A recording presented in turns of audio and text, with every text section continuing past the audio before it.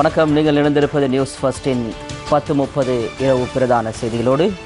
முதலில் தலைப்புச் செய்திகள். செய்திகளோடு இணைந்திருக்கின்ற நான் அபு ஹனிஃபா ரிஸ்மி. தொடர்வது தலைப்புச் செய்திகள். பெருந்தோட்ட தொழிலாளர்களின் அடிப்படை சம்பளத்தை 700 ரூபாவாக நிர்ணயித்து ஒப்பந்தம் கைச்சாத்து. தொழிற்சங்கங்களின் தீர்மானத்துக்கு பெருந்தோட்ட தொழிலாளர்கள் கண்டனம்.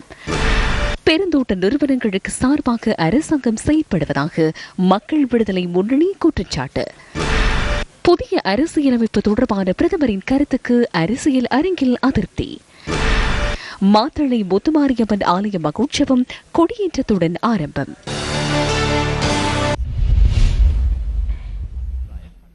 அவை தலைப்புச் செய்திகள். தொடர்பான விரிவான செய்திகள். முதலில் உள்நாட்டு செய்திகள்.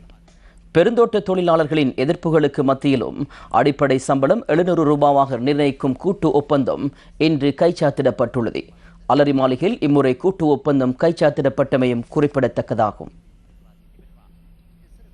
பெருந்தோட்ட தொழிலாளர்களின் சம்பள உயர்வு தொடர்பான கூட்டு ஒப்பந்தம் இம்முறையும் நீண்ட இழுபறிக்கு மத்தியில் கைச்சாத்திடப்பட்டுள்ளது.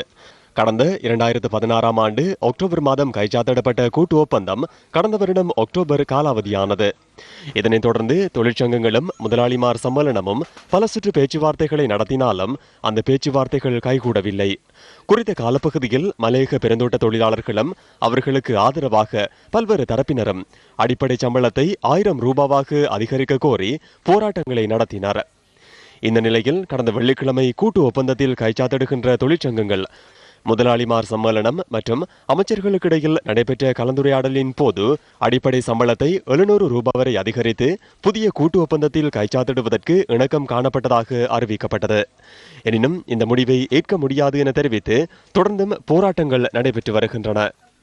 இந்த நிலையில் இன்று அலரி மாளிகையில் புதிய ஒப்பந்தத்தில் 2 தொழிற்சங்கங்களும் முதலாளிமார் சம்மேளனமும் கையொப்பமிட்டன. தொழில் மற்றும் தொழிற்சங்க உறவுகள் அமைச்சரவை அந்தஸ்தற்ற அமைச்சர் ரவீந்திர சமரவீர, இலங்கை தொழிலாளர் காங்கிரஸ் தலைவர் பாராளுமன்ற உறுப்பினர் ஆறுமுகன் தொண்டமான், இலங்கை தேசிய தோட்ட தொழிலாளர் சங்கத்தின் பொதுச் செயலாளர் ராஜாங்க அமைச்சர் வடிவேல் சுரேஷ், முதலாளிமார் சம்மேளனத்தின் பிரதிநிதிகள் ஆகியோர் இதன்போது பிரசன்னமாகியிருந்தனர். ஒப்பந்தத்தில் கைச்சாத்திடுகின்ற 3வது தரப்பான பெருந்தோட்ட தொழிற்சங்க கூட்டமைப்பு இதில் கைச்சாத்திடவில்லை. புதிய ஒப்பந்தத்தின் பிரகாரம் அடிப்படை சம்பளம் 700 ரூபாவாகவும் ஊழியர் சேமலாப நிதியம் மற்றும் ஊழியர் நம்பிக்கை நிதியத்திற்கான பங்களிப்பாக 105 ரூபாவும் நிர்ணயிக்கப்பட்டுள்ளது. எவ்வாறாயினும் 2016 ஆண்டு கைச்சாத்திடப்பட்ட கூட்டு ஒப்பந்தத்தின் மூலம் மக்களுக்கு கிடைத்த பல சலுகைகள் இம்முறை நீக்கப்பட்டுள்ளன. குறித்த ஒப்பந்தத்தில் அடிப்படை சம்பளம் 500 ரூபாவாகவும் நிலையான கொடுப்பனவு 30 ரூபாவாகவும் வரவுக்கான கொடுப்பனவாக 60 ரூபாவும் உற்பத்திக்கான கொடுப்பனவு 140 ரூபாவாகவும் ஊழியர் சேமலாப நிதியம் மற்றும் ஊழியர் நம்பிக்கை நிதியம் ஆகியவற்றுக்கான பங்களிப்பாக 75 ரூபாவும் குறிப்பிடப்பட்டிருந்தது. இதன் பிரகாரம் 2 ஒப்பந்தங்களுக்கும் இடையிலான அதிகரிப்பாக 50 ரூபாய் மாத்திரமே காணப்படுகின்றது. நிலுவைத் தொகை வழங்கப்படும் என அறிவிக்கப்பட்டாலும் அந்த தொகை எந்தளவு காலத்திற்கு எவ்வாறு வழங்கப்படும் என்ற விபரம் இதுவரை உறுதியாக அறிவிக்கப்படவில்லை. கடந்த முறையும் தொழிலாளர்களினால் நிலுவை சம்பளத்தை பெற்றுக்கொள்ள முடியாமல் போனமை குறிப்பிடத்தக்கதாகும்.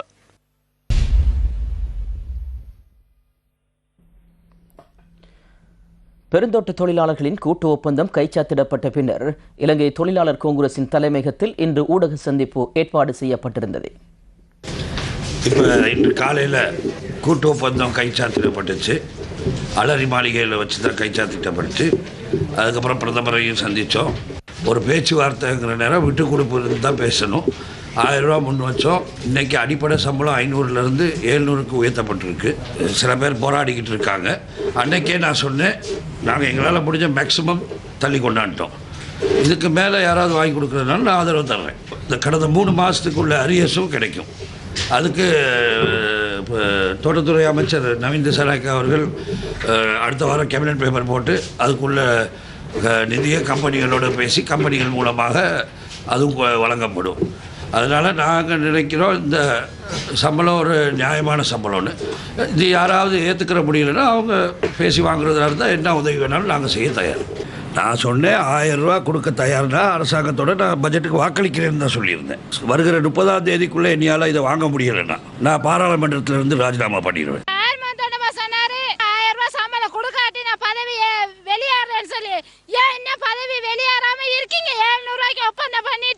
அந்த 20 ரூபா எங்களுக்கு எதுக்கு பிச்சை காசா? சந்தா நிப்பாட்டுவா எழுதி கொடுத்து அவர் ஆரம்பத்தொண்டமா சொல்றாரு நான் 40% சம்பளத்தை வெட்டி கொடுத்துருக்கேன். எங்க வெட்டி கொடுத்துருக்கீங்க? 20 ரூபா கொடுத்துருக்கீங்க மேலதிகமா. இந்த கள்ளத்தனமா ஒப்ப வச்ச மந்திரிமாரு களவாணி பைய எஸ்டேட் பக்கம் வராத.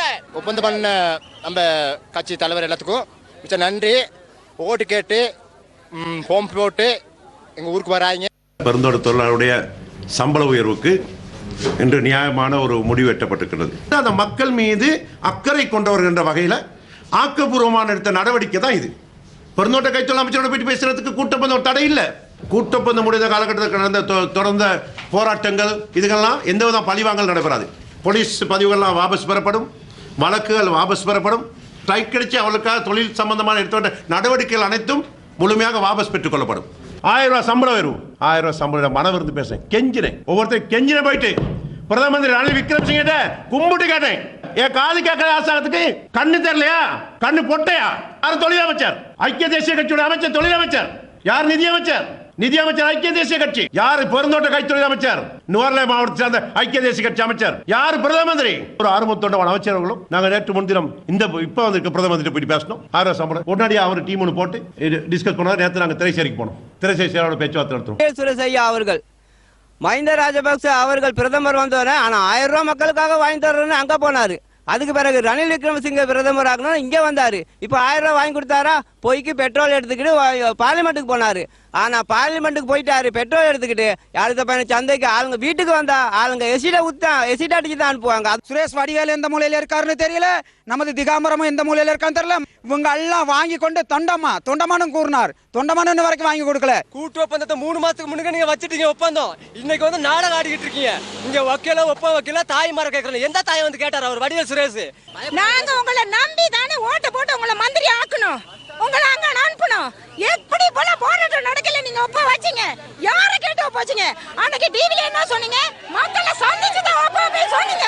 என்ன சூட் கேஸ் அது வாங்கிட்டியா நீ? அதனால எங்களுக்கு ஒப்பந்தம் பண்ண இயலன்னு சொல்ற. ஓட்டு வாங்கி முடிஞ்சோன்னே எங்களை கணக்கே எடுக்க மாட்டேங்கிற. என்னத்துக்கு மினிஸ்டர் மாரும் தேவையில்ல, எங்களுக்கு சந்தா கொடுக்கவும் தேவையில்ல, எங்களுக்கு யூனியனும் தேவையில்ல. எங்களுக்கு நீங்க இந்த 10 வருஷமா கூட்டு ஒப்பந்தத்தில் ஒப்பந்தம் பண்ணி உங்க வீட்டு அடிப்பட்ட கம்பெனில இருந்து நீங்க ஒரு கட்டரை வாங்கிட்டு நீங்க போயிருங்க உங்க வீட்டுக்கு. வந்து ஐக்கிய தேசிய கட்சியில பங்காளி கட்சியெல்லாம் சேர்ந்து ஒரு பொது தேர்தலில் ஜனநாயக தேசிய முன்னணி ஒரு கூட்டமைப்பு ஸ்டார்ட் பண்ண போறாங்க. அதுல தேர்தல் கேட்க போறதா சொல்லியிருக்காங்க. நீங்கள் திகாம்பரம் அதில் இணைந்து போட்டியிட போறதா ஒரு தகவல் வந்து இப்ப நீங்க சொல்லிதான் எனக்கே தெரியும். ஐக்கிய தேசிய அப்படி அமைக்கிறாங்களோ கட்சிகள் சொல்லியிருந்தாங்க. அப்ப அந்த பங்காளியை போய் கேளுங்க. நான் பங்காளி இல்லையே. அப்படி ஒரு நிலைமை வந்தா நீங்க இணைந்து அது அந்த நேரம் பார்ப்போம். அமைச்சர் திகாம்பரம் நீங்கள் இணைந்து போட்டிடுவீங்க. நான் எனக்கு திகாம்பரத்தோட இணையணும்.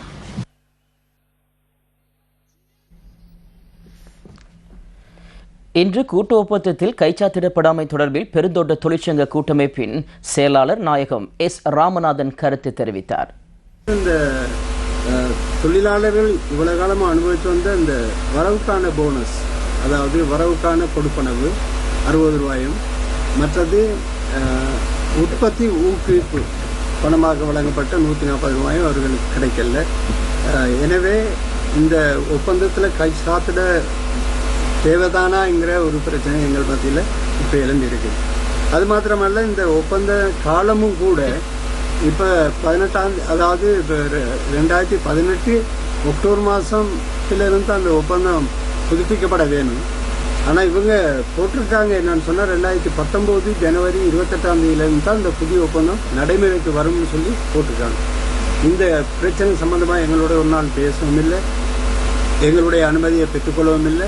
எங்களுக்கு தெரியாமல் இந்த மாதிரி விஷயங்களை புதுப்பிச்சிருக்க காரணமாக நாங்கள் இந்த ஒப்பந்தத்தில் ஒப்பம் வைக்க மாட்டோம் என்ற தீர்மானத்துக்கு நாங்கள் வந்துள்ளோம்ங்கிறது தான்.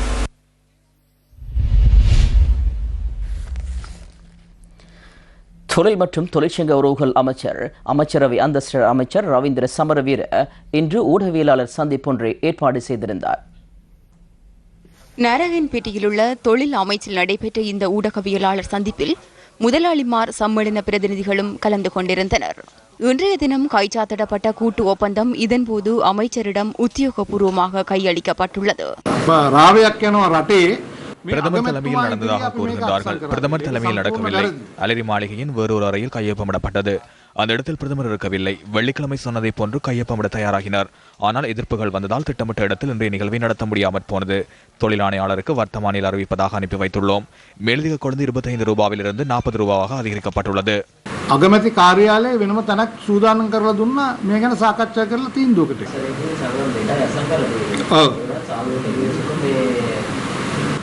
නෑ නීතිය තියෙන්නේ 3/2 பெரும்பான்மை என்ற அடிப்படையில் சட்ட அதிகாரம் உண்டு. ප්‍රධාන වෘත්තීය සමිති තුනෙන් දෙකක් අත්සන් කරොත් මේක පිළිගන්න. நாங்கள் நேற்றைய தினம் முதலாளிமார் சம்மேளனத்துக்கு முன்பாக முற்றுகை போராட்டம் நடத்தியிருந்தோம். அதைத் தொடர்ந்து இன்று காலையும் எங்களுடைய ஒட்டுமொத்த இளைஞர்களும் ஒன்றிணைந்து போராட்டத்தை முன்னெடுத்திருந்தோம். மலையக தொழிற்சங்க தலைவர்கள் களவாணித்தனமாக பிரதம மந்திரியின் காரியாலயத்துக்கு வந்து எங்களுக்கு தெரியாமல் கூட்டு ஒப்பந்தத்தில் கைச்சாத்திட்டு இருக்கின்றார்கள். இது ஒட்டுமொத்தமாக மலையகத்தையும் காட்டிக் கொடுக்கும் வேலையாக இருக்கின்றது. இன்று காலை ஒட்டுமொத்த மலையக இளைஞர்களும் ஒன்றிணைந்து முதலாளிமார் சம்மேளனத்துக்கு முன்பாக பாரிய போராட்டத்தை முன்னெடுத்திருந்தோம். இருந்தும் எங்களுக்கு தெரியாமல் இவர்கள் களவாணித்தனமாக வந்து இங்கு கைச்சாத்திட்டது ஒட்டுமொத்த மலையகத்தையும் காட்டி கொடுத்திருப்பதாக தெரிகிறது. ஒன்றை மக்கள் தெளிவாக தெரிந்து கொள்ள வேண்டும். பிரதமர் ரணில் விக்ரமசிங்க அவர்கள் தலவாக்கலையில் நான் ஆட்சிக்கு வந்தவுடன் 1000 ரூபாய் பெற்றுக் கொடுப்பேன் என்று சொன்னார். ஆனால் அவரும் பெற்றுக் கொடுக்கவில்லை. இப்பொழுது 3.5 வருட காலம் நிறைவு பெற்றும் அவர்களுடைய ஆட்சி 2 மாதத்துக்கு முன்பாக கலைந்த பொழுது எமது தலைமைகள் தான் அவர்களுடைய ஆட்சியை காப்பாற்றியது. இதேவேளை குழு 24 ராஜகிரியவில் அமைந்துள்ள முதலாளிமார் சம்மேளனத்திற்கு முன்பாக இன்று ஆர்ப்பாட்டத்தில் ஈடுபட்டது. ராஜகிரியவில் அமைந்துள்ள முதலாளிமார் சம்மேளன அலுவலகத்தை நேற்று முற்றுகையிட்ட குழு 24 உறுப்பினர்கள் தொடர்ந்து எதிர்ப்பு நடவடிக்கையில் ஈடுபட்டு வந்தனர். தோட்ட தொழிலாளர்களுக்கு 1000 ரூபாய் அடிப்படை சம்பளம் வழங்குமாறு வலியுறுத்தி இந்த ஆர்ப்பாட்டம் நடத்தப்பட்டது. அரசாங்கம் கவுந்துச்சின்னு சொல்லி மாத்தினிச்சின்னு சொல்லி நீங்க எல்லாரும் நீதிமன்றம் போனதுக்காக தொழிலாளருக்காக நாங்க போவோம். ஒவ்வொருத்தரும் தனித்தனியாக கோர்ட்டில் அப்ளை பண்ணுவோம். இதுக்கான தீர்வு கண்டிப்பாக எங்களுக்கு கிடைக்கணும். எங்கள் தாய் தந்த உறவுகளான நீங்கள், இளைஞர்களான உங்கள் பிள்ளைகளான எங்களை ஆதரியுங்கள். ஒட்டுமொத்த மலையக அரசியல்வாதத்துக்கு நான் ஒன்று கூறுகிறேன். இது உங்களுடைய தோல்வி. 1000 ரூபாய் அடிப்படை சம்பளத்தை வலியுறுத்தி தன்னெழுச்சி இளைஞர் குழுவினால் இந்திய உயர்ஸ்தானிகர் காரியாலயத்திற்கு முன்பாக இன்று கவன ஈர்ப்பு போராட்டம் நடத்தப்பட்டது. தோட்ட தொழிலாளர்களுக்கு 1000 ரூபாய் அடிப்படை சம்பளம் வழங்குமாறு வலியுறுத்தி இந்த கவனஈர்ப்பு போராட்டம் நடத்தப்பட்டது.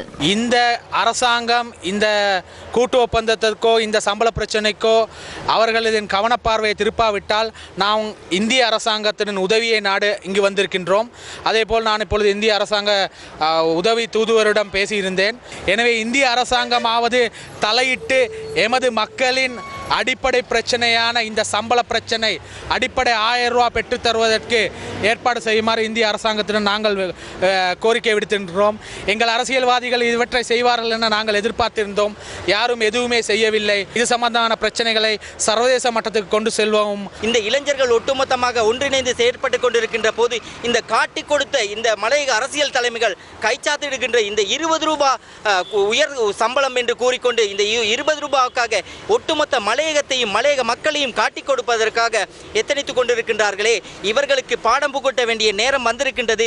அதனால் தயவு செய்து கூறுகின்றோம், நீங்கள் இந்த 20 ரூபாய்க்கான சம்பள உயர்வுக்கு கைச்சாத்திடாதீர்கள். ஒட்டுமொத்தமாக இந்த கூட்டொப்பந்தத்திலே கைச்சாத்திடுகின்ற அனைவரும் வெளியேறுங்கள் அல்லது கூட்டொப்பந்தத்திலிருந்து நீங்கள் ரத்து செய்யுங்கள். ஏதோ ஒரு விடயத்தை செயற்படுத்தி எங்களுடைய தாய் தந்தை உறவுகளுக்கு அடிப்படை சம்பளத்தை பெற்றுக் கொடுங்கள்.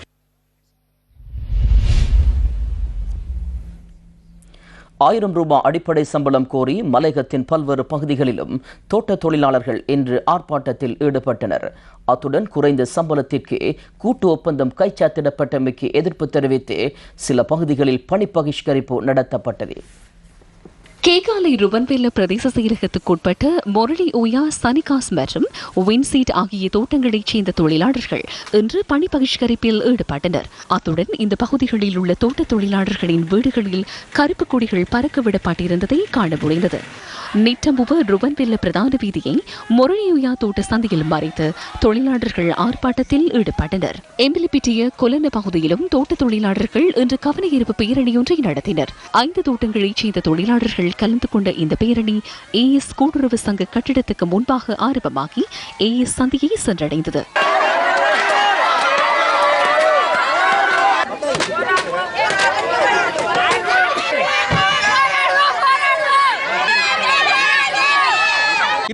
போராடி கொண்டிருக்காங்க எங்களுக்காக. அந்த மாதிரி ஆள பார்லிமெண்ட்டுக்கு அனுப்புனியா? ஓ மாதிரி ஆள வெளியே வரணும், அந்த மாதிரி ஆள பார்லிமெண்ட்டுக்கு போடணும். நீ சொன்னதை செய், அடுத்த நொடியை நான் செய்வேன். இல்லன்னு சொன்ன வார்த்தையை காப்பாற்றணும். அந்த 1000 ரூபாய் சம்பளத்தை வாங்கி கொடு. ஹப்புத்தளை தம்பித்தேன தோட்டப்பகுதி மக்கள் சுமார் 10 கிலோமீட்டர் தூரம் இன்று பேரணி ஒன்றை நடத்தினர். தம்பித்தேனவில் ஆரம்பமான பேரணி ஹப்புத்தளை நகரை சென்றடைந்ததும் ஆர்ப்பாட்டம் நடத்தப்பட்டது. செந்தில் தொண்டமானா, ஆறுமுக தொண்டமானா, வடிவேல் சுரேஷா வந்தா அவங்களுக்கு தக்க நடவடிக்கை நாங்க எடுப்போம். மந்திரின்னு பார்க்க மாட்டோம். செருப்பு கழட்டி அடிப்போம், மொட்டை அடிச்சு தான் அனுப்புவோம்.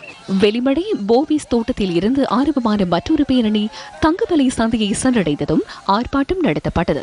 கருப்பு கொடிகளை ஏந்தியவாறு தொழிலாளர்கள் ஆர்ப்பாட்டத்தில் ஈடுபட்டனர்.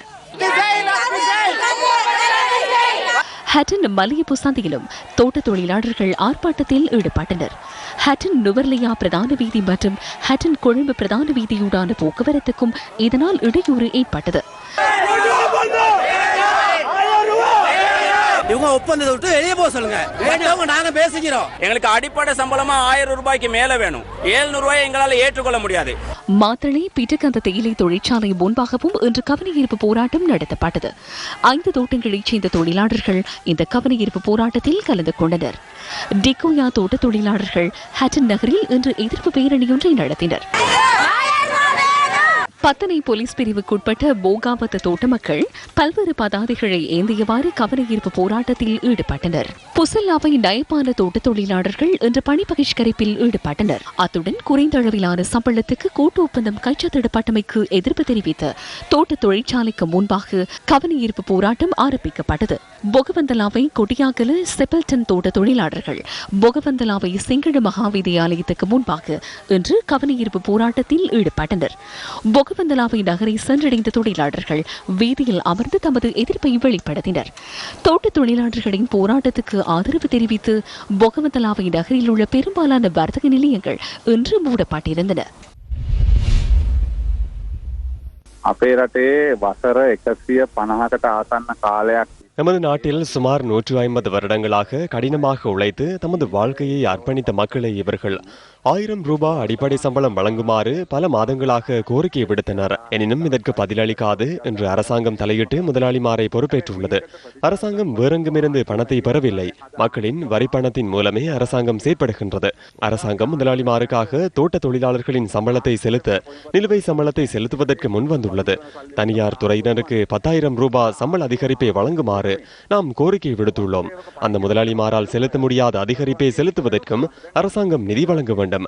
விக்ரமசிங்க வீட்டிலிருந்து கொண்டு வந்தா அல்லது கொழும்பு 7 வீட்டை விற்றா அரசாங்கம் இந்த நிதியை கொடுக்கிறது. தனியார் துறையினரின் சம்பளத்தையும் 10,000 ரூபாவினால் அதிகரிப்பதற்கு பணத்தை தேடுமாறு நாம் கோரிக்கை விடுக்கின்றோம்.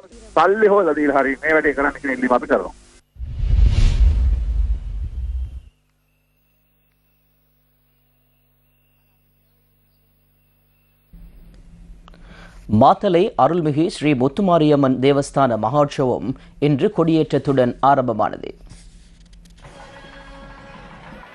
மாத்தளை ஸ்ரீ முத்துமாரியம்மன் தேவஸ்தான மாசிமக மகோற்சவ பெருவிழா இன்று துவஜாரோகணம் எனப்படுகின்ற கொடியேற்றத்துடன் ஆரம்பமானது.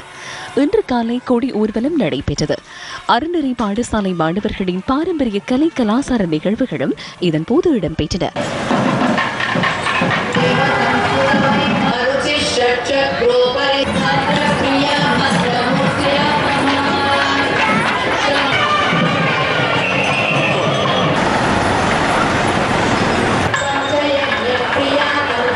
கொடி ஊர்வலம் மாத்தளை ஸ்ரீ முத்துமாரியம்மன் ஆலயத்தை வந்தடைந்ததும் சிறப்பு பூஜை வழிபாடுகள் இடம்பெற்றன. பின்னர் ஆலய பிரதம சிவாச்சாரியார் தலைமையில் கொடியேற்றம் நடைபெற்றது.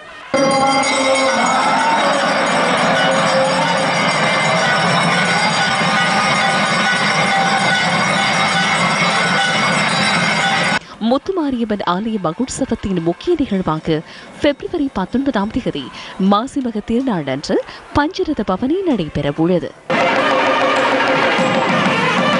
இன்று முதல் எதிர்வரும் 25 நாட்களுக்கு அம்பிகைக்கான விசேட பூஜை வழிபாடுகளுடன் மகோற்சவ பெருவிழா இனிதே இடம்பெற இருக்கின்றது. குறிப்பாக எதிர்வரும் பிப்ரவரி மாதம் 19ஆம் தேதி மாசிமக மகோற்சவத்தின் பஞ்சரத பவனி இடம்பெற இருக்கின்றமை குறிப்பிடத்தக்கது. நியூஸ் பஸ் செய்திகளுக்காக மாத்தளை ஸ்ரீ முத்துமாரி அம்பிகை தேவஸ்தான வளாகத்திலிருந்து ராசலிங்கம், ரவிரகு. களுத்துறையில் நடைபெற்ற நிகழ்வொன்றில் கலந்து கொண்ட பிரதமர் ரணில் விக்ரமசிங்க புதிய அரசியலமைப்பு தொடர்பில் கருத்து வெளியிட்டார். இப்போது என்ன கூறுகின்றார்கள்? நாம் நாட்டை பிரிக்கின்றோமாம், நாட்டை பிரிக்கப் போவதில்லை, புதிய அரசியலமைப்பை கொண்டு வருகின்றோமாம், புதிய அரசியலமைப்பை கொண்டு வரவும் மாட்டோம். பார்லமெண்டத்தில் அனைவரும் இணைந்து தயாரித்தனர். குழு ஒன்று நியமிக்கப்பட்டது. அங்கு அனைவரும் கலந்துரையாடினர். ஒவ்வொருவரும் அறிக்கைகளை அரசியலமைப்பு சபையில் முன்வைப்பார்கள். தற்போதும் பேச்சுவார்த்தை நடத்தி குறிப்பாக சில அரசியல் கட்சிகளின் அறிக்கைகள் வெளியிடப்பட்டுள்ளன. அரசியலமைப்பின் உருவாக்கம் எனது கையில் இல்லை. அரசியலமைப்பை உருவாக்குவதற்கு பாராளுமன்றத்தில் 3/2 பெரும்பான்மை இணக்கம் தெரிவிக்க வேண்டும். எமது மல்வத்து மகாநாயக்க தேரர் கூறியதைப் போன்று அத்தகைய நிலை இருக்கின்றதா என்பதும் பிரச்சனையாகும். அது உண்மை. அரசியலமைப்பு சட்டம் மூலம் சமர்ப்பிக்கப்படவில்லை. 3/2 பெரும்பான்மை இருந்தால் மாத்திரமே அரசியலமைப்பை உருவாக்க முடியும். இது தொடர்பில் நடைபெற்ற சில ஊடகவியலாளர் சந்திப்புகளிலும் கருத்துக்கள் முன்வைக்கப்பட்டன. நேற்று விழா ஒன்றில் பிரதமர் ரணில் விக்ரமசிங்க உரையாற்றுவதை கண்டோம். தமிழ் தேசிய கூட்டமைப்பு ஒற்றையாட்சிக்கு இணங்கியுள்ளது. அது எமக்கு கிடைத்த வெற்றி என தெரிவித்தவர் தற்போது அரசியலமைப்பு சட்டம் மூலம் சமர்ப்பிக்கப்படவில்லை என்கின்றார். பிரதமர் அவர்களை இனியாவது பொய்யுரைப்பதை நிறுத்திக் கொள்ளுங்கள். நாம் ஏற்கனவே காண்பித்துள்ளோம். நீங்கள் தயாரித்த அறிக்கையின் முதல் பக்கத்திலேயே அந்த அரசியலமைப்பு என குறிப்பிடப்பட்டுள்ளதை சுட்டிக்காட்டினோம். எம்.ஏ. சுமந்திரன் என்ன கூறினார்? இலங்கையை அடையாளப்படுத்துவதற்கு சர்வதேசம் பயன்படுத்திய ஒற்றையாட்சியை தாம் ஏற்றுக்கொள்ளப் போவதில்லை என தெளிவாக கூறியுள்ளார். ව්‍යවස්ථාවල මෙතෙක් යොදාගත් ඒකීය රාජ්‍ය අපි පිළිගන්නේ නැහැ කියලා ඉතාම පැහැදිලිව සඳහන් කළා.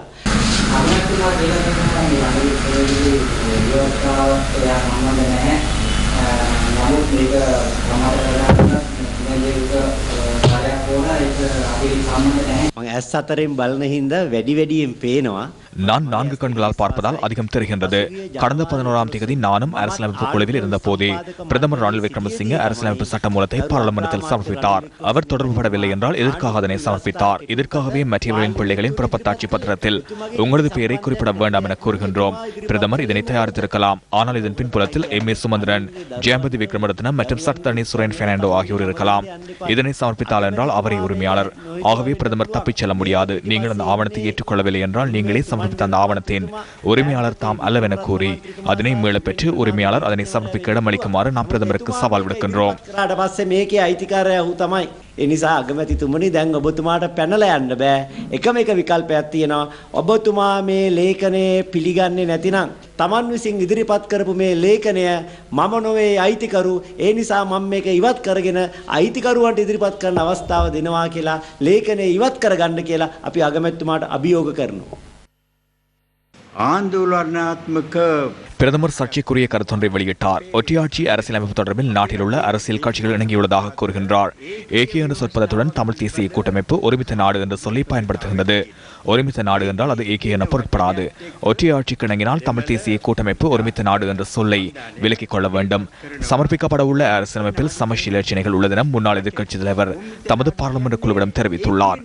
இந்த விடயங்களை கருத்தில் கொள்ளும் போது பிரதமர் ரணில் விக்ரமசிங்கவின் கூற்றை எம்மால் ஏற்றுக்கொள்ள முடியுமா? மல்வத்து மகாநாயக்க தேரரின் அறிவுரையை ரணில் விக்ரமசிங்கே ஏற்றுக்கொள்வாராயின் அவர் இந்த செயற்பாட்டினை இடைநிறுத்தி தேர்தல் நடத்துவதற்கு ஏற்பாடு செய்ய வேண்டும். මේ ක්‍රියාදාමය අත්හිටුවා මැතිවරණ පැවැත්වීම සඳහා පියවර ගැනීමයි.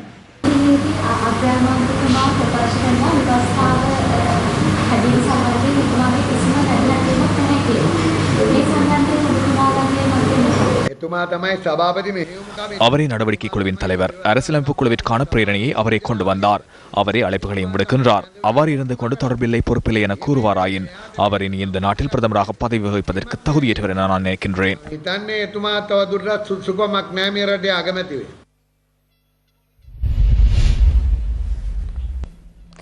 இந்திய அரசின் நிதியுதவியில் யாழ்ப்பாணத்தில் உள்ள 2 பாடசாலைகளுக்கு அமைத்துக் கொடுக்கப்பட்ட வகுப்பறை கட்டடங்கள் இன்று திறந்து வைக்கப்பட்டன.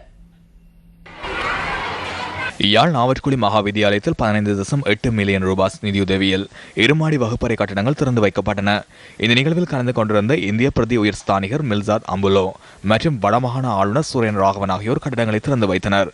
நிகழ்வில் இந்திய துணை தூதுவர் எஸ். பாலச்சந்திரன், வடமாகாண பிரதம செயலாளர் பத்திநாதன் உட்பட அரசு அதிகாரிகள் பலரும் கலந்து கொண்டிருந்தனர். இதேவேளை யாழ் சாவகச்சேரி ட்ரிபே கல்லூரியில் 10.5 மில்லியன் ரூபாய் செலவில் 2 மாடி வகுப்பறை கட்டடம் திறந்து வைக்கப்பட்டது. இதன்போது இந்திய உயர்ஸ்தானிகர் தரஞ்சித் சிங்கின் உரையை இந்திய துணை தூதுவர் எஸ். பாலச்சந்திரன் வாசித்தார்.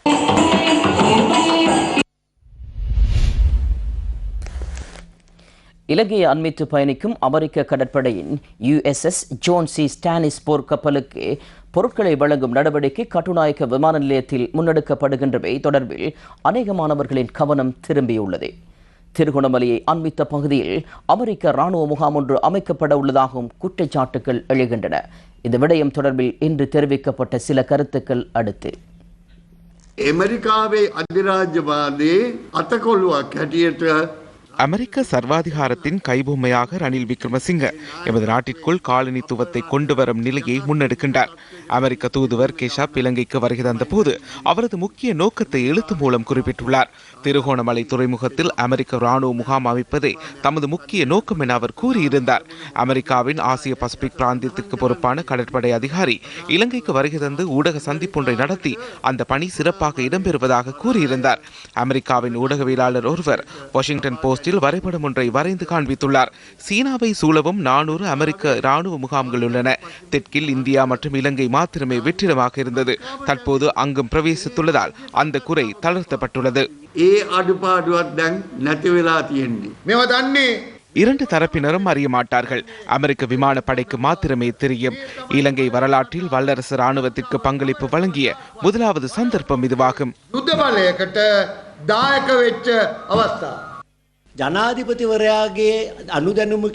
ஜனாதிபதியின் அனுமதி இல்லாமல் இலங்கையில் அமெரிக்க இராணுவ முகாம் ஒன்றை அமைப்பதற்கான அனுமதியை வழங்கி உடன்படிக்கை கைச்சாத்திட்டுள்ளார்கள். இலங்கைக்கான அமெரிக்க தூதரகத்தில் ஸ்தாபிக்கப்பட்டுள்ள பாதுகாப்பு ஒத்துழைப்பு அலுவலகத்தினூடாகவே இந்த அனைத்து செயற்பாடுகளும் முன்னெடுக்கப்படுகின்றன. தமது நிலத்தில் அமெரிக்க படையினர் காலூன்றுவதற்கு சந்தர்ப்பம் அளித்தால் அதன் விளைவுகளை பனமா குருதியாலும் கண்ணீராலும் கற்றுக் கொடுத்துள்ளது. ஐக்கிய தேசிய கட்சியில் உள்ளவர்களுக்கு சிங்களத்தில் கூறினால் புரியாது. ஆங்கிலத்திலேயே செயலாற்றுகின்றார்கள். ஆங்கிலத்தில் ඉංග්‍රීසියෙන්මනේ කටයුතු කරන්නේ. ඉංග්‍රීසි කියවනක් තියෙනවා do not catch anything what you can't throw away என்ற வாசகம் உள்ளது. இதனை ஏற்றுக்கொள்ளாவிட்டால் நாட்டுக்கு பாதகம் ஏற்படும் என நாம் அரசாங்கத்திற்கு எச்சரிக்கை விடுக்கின்றோம். අපි ආණ්ඩුවට අනතුරු ඇඟවීමක් කරනවා.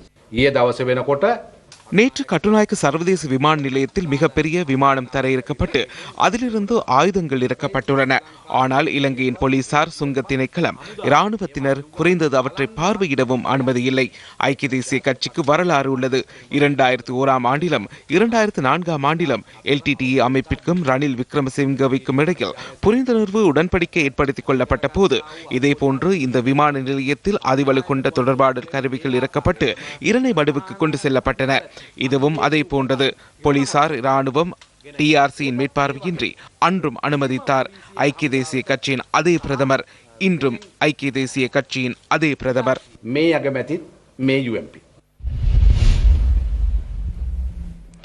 போதைப் பொருளிலிருந்து விடுதலை எனும் தொணுப்பொருளிலான திட்டம் இன்று கல்முனை வெஸ்லி உயர்தர கல்லூரியில் இடம்பெற்றது. பாடசாலையின் அதிபர் வி பிரபாகரன் தலைமையில் இடம்பெற்ற நிகழ்வில் பிரதம விருந்தினராக கிழக்கு மாகாண ஆளுநர் MLA ஹிஸ்புல்லா கலந்து கொண்டிருந்தார். இதன்போது மாணவர்களின் கலை நிகழ்வுகளும் நிகழ்வை அலங்கரித்தன. நான் ஆளுநராக வராவிட்டால் இங்கு பிரச்சனை வராது. நான் ஆளுநராக வந்தவுடன் பிரச்சனை வரும். பிரச்சனைக்கு நான் சொல்யூஷனை காண வேண்டும். அதுதான் அந்த பிரச்சனைக்கு தீர்வு. ஒழிய பிரச்சனை பிரச்சனை பிரச்சனை என்று இருந்தால் ஒரு காலம் தீர்வு காண முடியாது. பிரச்சனைகளை தீர்க்க வேண்டும். பிரச்சனைகளுக்கு தீர்வு காண வேண்டும். எங்களுடைய பிரதேசம் அபிவிருத்தி செய்யப்பட வேண்டும். உண்மையிலேயே நான் பாராளுமன்றத்தில் இருந்து அந்த பதவியை ராஜினாமா செய்துவிட்டு நானாக ஜனாதிபதியிடத்திலே போய் எனக்கு இந்த ஆளுநர் பதவியை தாருங்கள் என்று கேட்டு பெற்று வந்திருக்கிறேன். இதேவேளை பாடசாலை போதைப்பொருள் பாவனை தடுப்பு வாரத்தின் கிழக்கு மாகாண பாடசாலைகளுக்கான இறுதி நாள் நிகழ்வு அம்பாறை மாவட்டத்தின் அல் அஷ்ரப் மத்திய கல்லூரியில் இடம்பெற்றது. இதில் பிரதம விருந்தினராக கிழக்கு மாகாண ஆளுநர் MLA ஹிஸ்புல்லா கலந்து கொண்டிருந்தார்.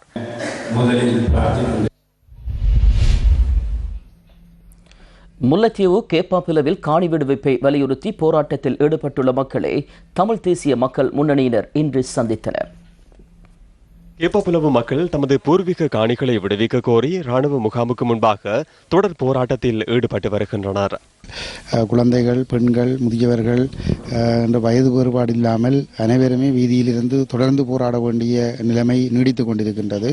தொடர்ச்சியாக இராணுவத்தினரும் போலீசாரும் இந்த மக்கள் மீது நெருக்கடிகளை பிரயோகித்து, கெடுபிடிகளை பிரயோகித்து போராட்டத்தை கைவிட பண்ணுகின்ற முயற்சி தான் நடைபெற்றுக் கொண்டிருக்கிறதே தவிர அவர்களுடைய ஜனநாயக கோரிக்கைகளை ஏற்றுக்கொண்டு அவர்களை மீள்குடியமர்த்துவதற்கான நடவடிக்கைகள் எதுவும் எடுக்கப்பட்டதாக இல்லை. இத்துடன் நியூஸ் ஃபர்ஸ்டின் இன்றைய பின்னிரவு செய்திகள் நிறைவு பெறுகின்றது. தொடர்ந்தும் சக்தி டிவியின் நிகழ்ச்சிகளோடு இணைந்திருங்கள். வணக்கம்.